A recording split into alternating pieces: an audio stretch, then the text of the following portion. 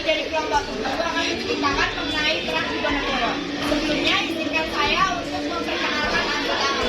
Perkenalkan, saya Siraman nomor absen 32. Saya Salsabila Zara Alia nomor absen 34. Saya Tata Sagradi nomor absen 32. Saya Vanessa Rizalida nomor 36. Saya Salsa Amelia Putri nomor absen 32. Saya Salada Fadila nomor absen 31.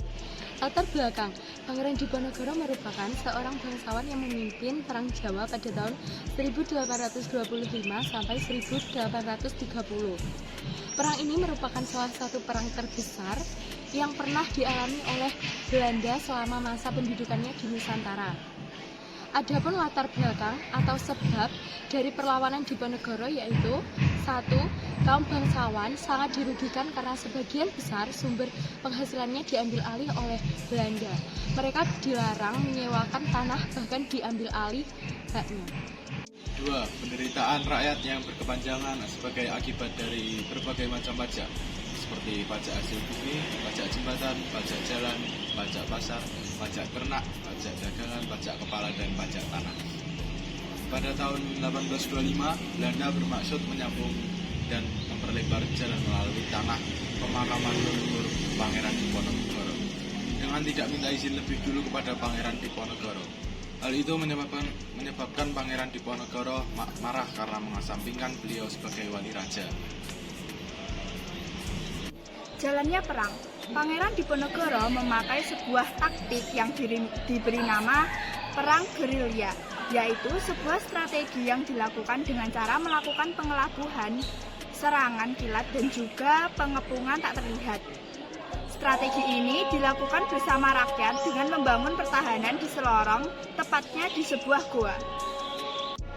Dalam perjuangannya melawan pasukan kolonial Hindia Belanda, Pangeran Diponegoro mendapat dukungan penuh dari rakyat, kalangan ulama, serta kaum bangsawan. Adapun ulama-ulama yang mendukung dan turut berjuang dengannya antara lain yaitu Kiai Mojo, Haji Mustopo, Haji Badarudin, dan Ali Basaha Sentot Prawirodjo. Akhir perang. Untuk menghadapi perlawanan pasukan Diponegoro pada tahun 1837, Jenderal de Kock menerapkan sistem dagang stelsel. Melalui taktik dagang stelsel, Belanda mulai dapat mengatasi pertempuran. Bahkan, kedudukan pasukan Diponegoro semakin melemah ketika satu persatu daerah pertahanan Pangeran Diponegoro jatuh ke tangan Belanda. Selain itu, satu persatu pengikut Pangeran Diponegoro gugur dan menyerah kepada Belanda. Pada tanggal 28 Maret 1830, Pangeran Diponegoro menemui Panglima Jenderal de Kock di Magelang. Karena peperangan yang berlarut-larut, Jenderal de Kock memaksa Pangeran Diponegoro berunding dan mendesak untuk menghentikan perang. Permintaan itu ditolak oleh Pangeran Diponegoro, kemudian Pangeran Diponegoro ditangkap dan diasingkan.